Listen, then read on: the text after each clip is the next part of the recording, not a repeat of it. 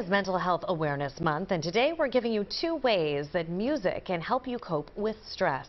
A professor studying how listening to a certain kind of music can relieve anxiety. We also hear from a young man who processes his depression by creating music with a message.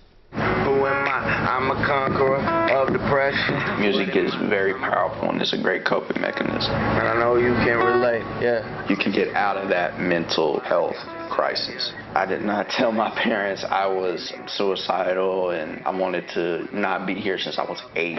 Imagine that 10 years of me not saying anything. My name is Christopher Stevenson. I was born and raised in Dallas. These are my parents right here, Christopher Stevenson Sr., Raquel Stevenson. Music can help everybody that deals with some sort of mental health, big or small. I think music is an excellent choice as a coping mechanism. That's why I'm a music therapist. I'm Daniel Tagg. I am chair and assistant professor of music therapy at Southern Methodist University. We have been doing some research studies in conjunction with my students.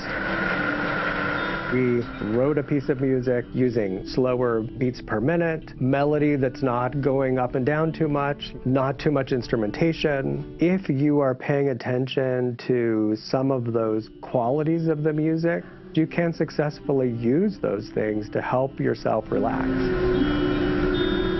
We wanted to test and see whether or not it actually helped them reduce their anxiety and help them with stress. It's pretty powerful to think just doing a very short 10 seconds of some guided breathing and listening to 5 minutes of music in a quiet place can dramatically reduce your anxiety. I mean, this could be very useful for everybody, not just college students. I most definitely can relate. Yes, this is proof that music not only affects your mental health, but it affects your way of life. Yeah. So my mama tears for me to change. My music is based off of a stigma that, I had to just be this tough guy all the time, and it was exhausting. But I'm man enough to say I got some issues. Look, his music, I believe, is therapeutic. It's true to the core. And I think that's what society needs today. Not to sugarcoat it, but actually get in the roots and even the ugly places that we don't want to talk about. Because I sacrifice a lot of things morally. I did that. When I was 15, I started writing because, I used to just get into verbal altercations, fights. I feel like this is a way that I can get all of that self-destructive energy out, and it comes back positive. Pain speaks to pain.